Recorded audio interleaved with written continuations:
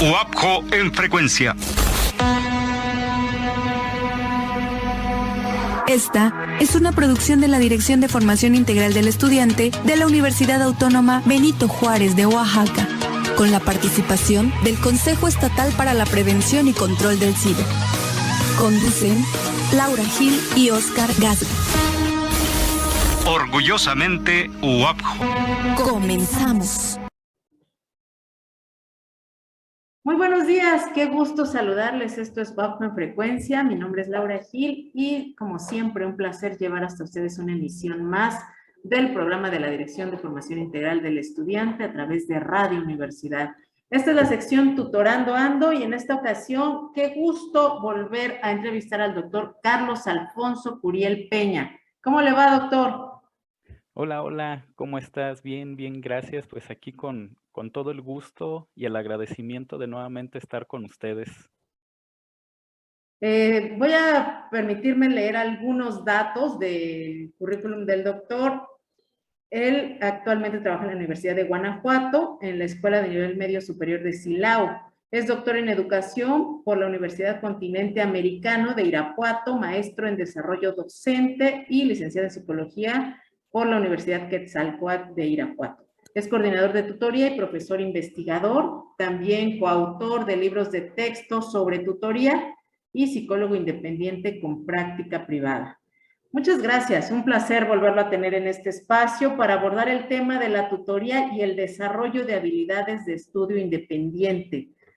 Ya hemos tenido la oportunidad de abordar algunos de estos puntos, el tema también de habilidades sociales. Siempre interesante la charla con el doctor y nos gustaría, por favor, que nos comentara a qué se refiere con ser un estudiante independiente, cuáles son las cualidades que caracterizan a un estudiante de este tipo.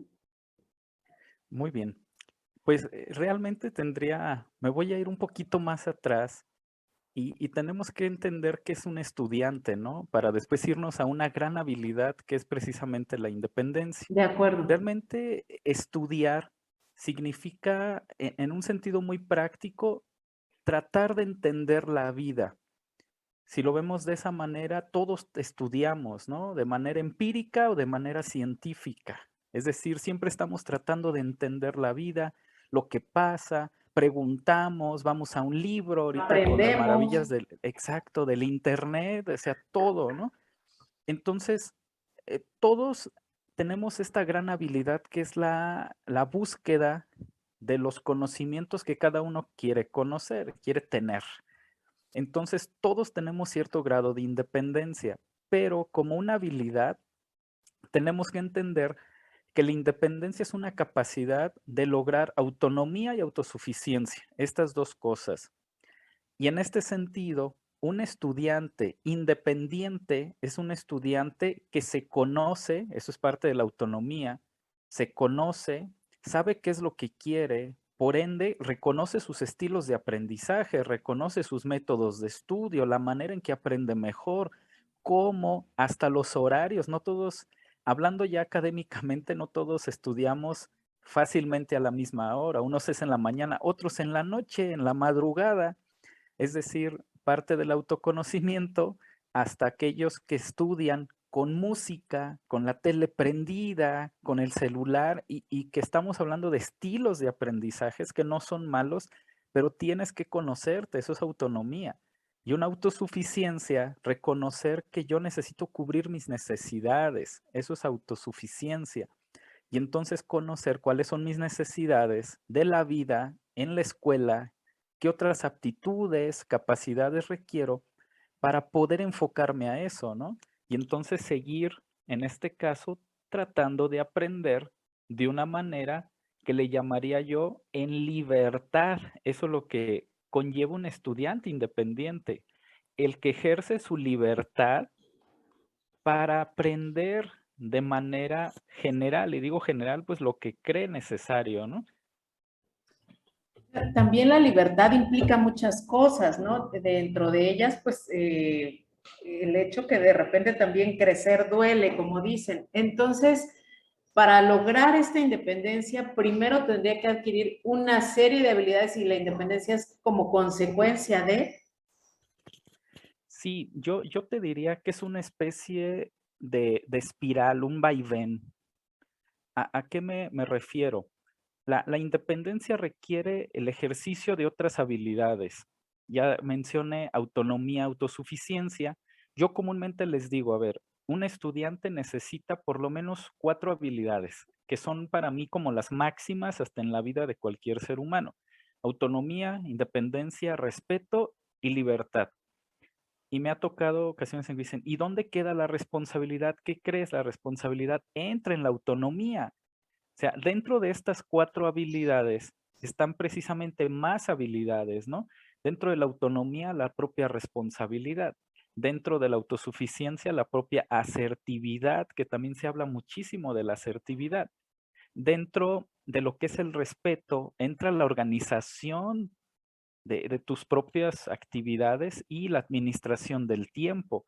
Y lógicamente la libertad es precisamente esa, vamos a decir, esa habilidad de reconocer, tomar conciencia de todo lo demás para tomar decisiones que lleven a tu propio aprendizaje. Eso es como todo un reto, hasta en la vida de cualquier ser humano, ¿no? Claro, justo ahorita que mencionaba eso, pensaba yo, bueno, estas habilidades y estas capacidades aplican para cualquier ámbito de la vida. Y algo fundamental en estos tiempos que con el estudio en línea, pues fue más evidente la necesidad de ser estudiante independiente. Aparte de ello, que bueno, no fue opcional, ¿no? Sino que tuvieron que desarrollar esto para poder continuar con su formación. ¿Cuáles son los beneficios de ser un estudiante independiente?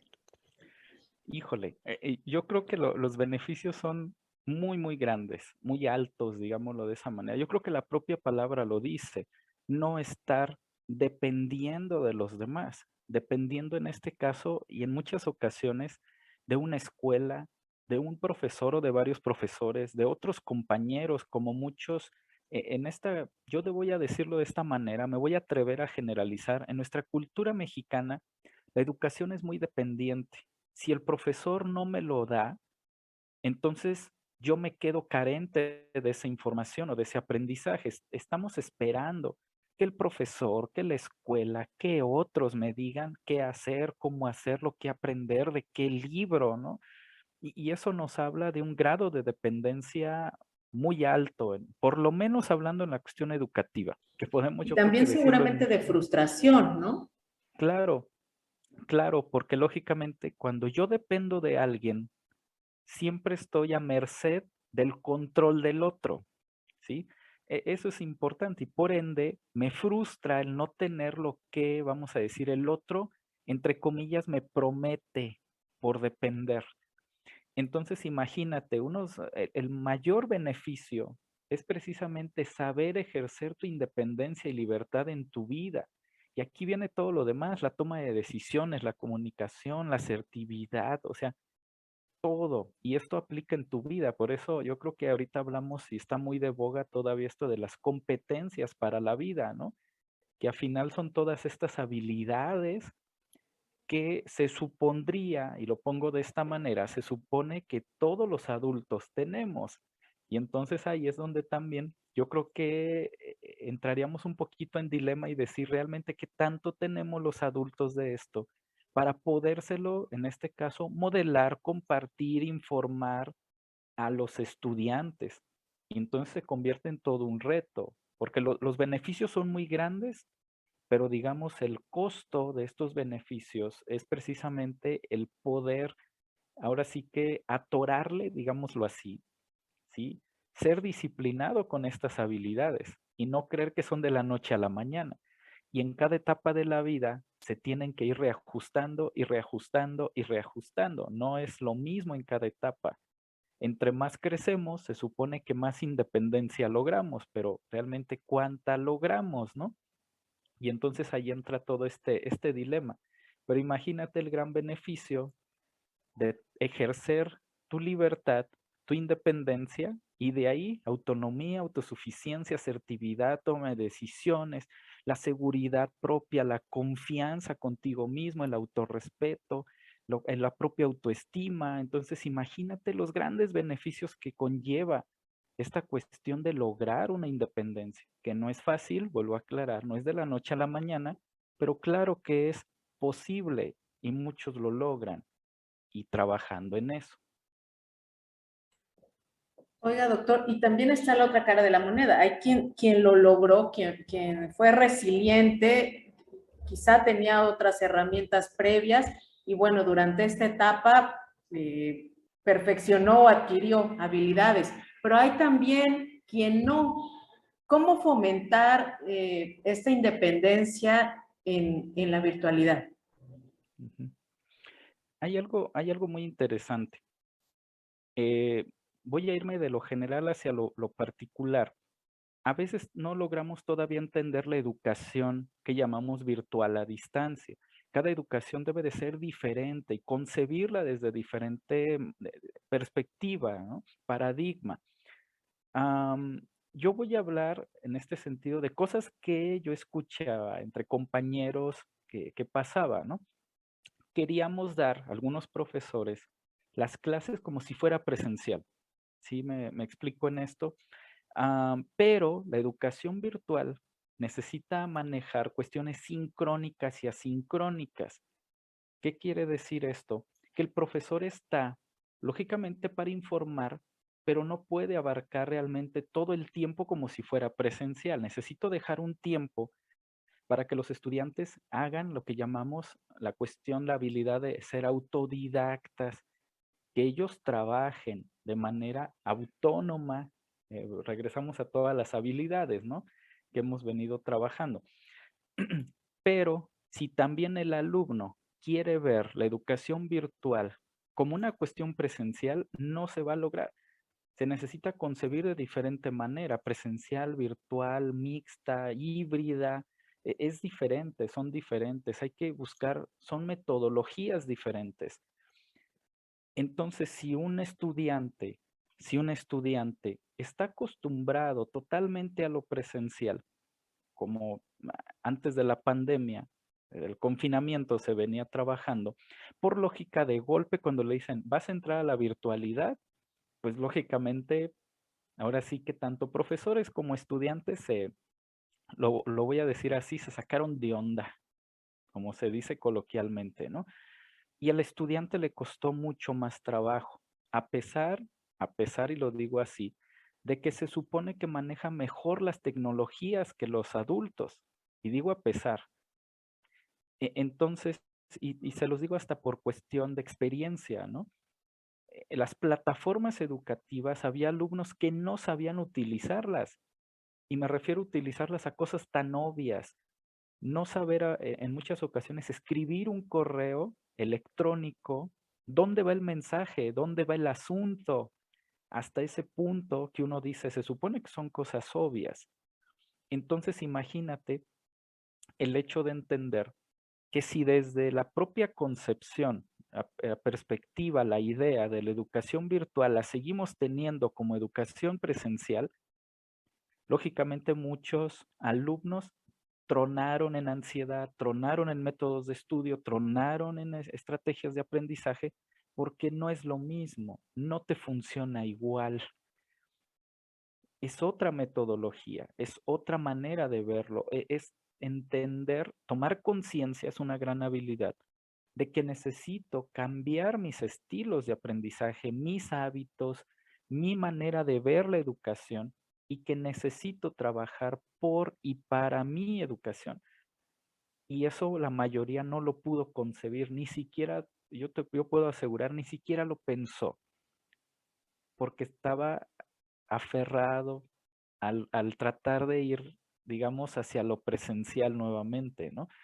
Entonces muchos desde ahí, vamos a decir, empezaron a tronar, a tener dificultades, tanto en lo emocional, en lo cognitivo, en la propia escuela, en muchas universidades y escuelas, educación básica, media, superior.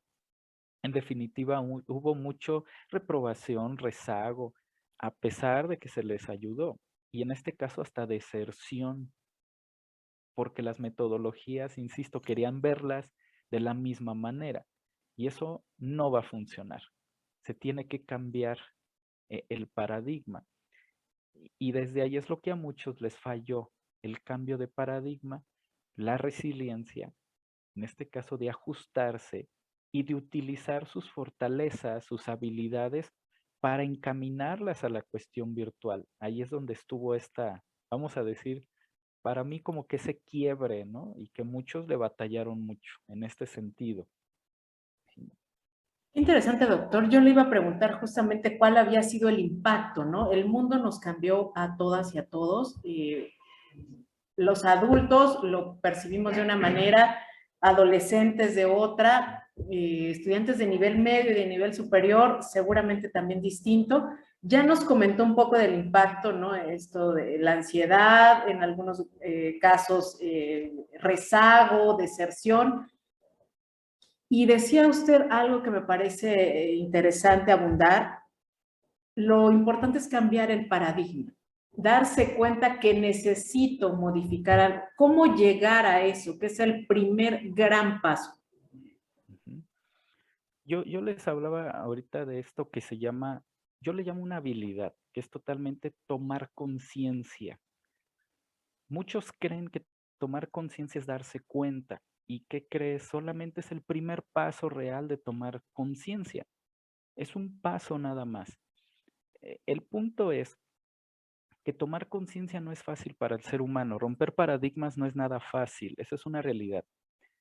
El ser humano, dentro de su, vamos a decir, hasta su propia biología, su propio psique, busca zonas de confort, lo que llamamos un punto hedonista, búsqueda del placer y la comodidad.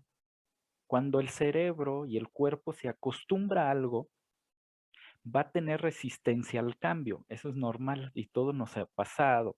Es como cuando alguien quiere tomar una dieta y lo primero que le dicen es, ya no vas a consumir refresco. Y entonces todos los benditos días consumía refresco. ¿Qué va a pasar? El cerebro lo va a pedir y lo va a pedir y lo va a pedir. Es como cualquier, yo le llamo especie de adicción en este sentido. Lo necesita, el cerebro siente que lo necesita. Es lo mismo en esta cuestión. Romper paradigmas tiene que ver con una toma de conciencia, darme cuenta que necesito hacer un cambio, no que lo haga, todavía no, por eso les digo que es como el primer paso. Tomar conciencia, lo primero es darme cuenta, si yo no lo quiero ver, no lo voy a cambiar, punto. Entonces muchos estudiantes y profesores, puedo asegurar, se quedaron en eso de presencial, presencial y quiero regresar y es mejor presencial. Es decir, se quedaron estancados en esa resistencia al cambio. Cuando yo me doy cuenta, vamos a suponer, que necesito hacer un cambio, primer paso, darme cuenta, empiezo con un aspecto que le llamo yo de evaluación. Bien, ¿qué necesito cambiar? ¿Qué estoy haciendo bien? ¿Qué de lo que tengo me puede servir para el cambio y qué ya no me sirve? Eso es la clave, entender qué es lo que ya no me sirve. ¿Para qué? Para entrar en un tercer punto de empezar a decir, ok, cuando ya hice mi evaluación, mi análisis, mi reflexión, ¿qué me funciona? ¿Qué no me funciona? Viene el tercer punto donde digo, ok, ¿qué propuestas de mejora tengo? Y es ahí donde empieza entonces un cuarto momento, que es, ok, ponlas en acción. Y después hacer otra evaluación, digamos como si fueran 5 pasos. Y estamos en una espiral y checando y corroborando y viendo y dándole vuelta, pero en espiral. Y eso es el punto. Mucha gente cree que tomar conciencia solo es darse cuenta y no. Es como decir el alumno que dice, sí, ya sé que reprobé muchas, pero hay a ver qué hago. Eso es una toma de conciencia muy superficial, no es una a ver qué hago, ¿ok? Hay que hacer una evaluación, hay que hacer esa reflexión, hay que proponerse metas, objetivos de mejora y empezar a tener una acción y después empezar a evaluar esos avances. Por eso a mucha gente le cuesta, porque si quieres cambiar algo, tienes que, digámoslo de esta manera, hacer ese costo-beneficio, ese sacrificio. Muchos la palabra sacrificio la sienten como algo malo. No, de hecho, la palabra sacrificio viene de lograr algo por tus propios méritos, dejando a un lado las cosas que no te sirven o las cosas que estás tratando de que se vayan, ¿no? Tratando de hacer algo bien, eso significa sacrificio, tratar de hacer algo bien, dejando de lado lo que hace mal. Eso es lo que significa sacrificio. Y muchos lo ven como tengo que, o sea, y hasta la palabra, no tengo que, sufren desde el simple hecho de pensarlo. Y entonces empiezan con este proceso de mayor resistencia. Entonces ahí es donde se dan todo este cambio, ¿no? Todo este movimiento. Doctor, ya antes de cerrar la entrevista, desde la tutoría, ¿cómo desarrollar, cómo aportar al desarrollo de habilidades y actitudes que, por supuesto, redunden en un proceso formativo eficaz? Claro, la tutoría hay que entender que es un acompañamiento, hablando académicamente, que hace un profesor hacia un alumno. La mejor manera de poder aportar todo esto a los estudiantes siempre va a ser a través del modelaje. Bueno, informar y modelar. Es decir, yo tutor necesito tener conocimiento de esto para platicarlo con mis estudiantes. Miren, es necesario generar independencia, es necesario o sea, saber qué son las habilidades y a través de eso que vean que el tutor las tiene desarrolladas. No, lo voy a decir de esta manera. Sería como muy ilógico, digamos, que un papá le diga a su hijo con el cigarro en la mano, no fumes, cuando tú crezcas no fumes porque esto te hace daño, y entonces el hijo recibe un doble mensaje, ¿no? ¿Y qué va a hacer? Comúnmente hace el ejemplo, no la palabra.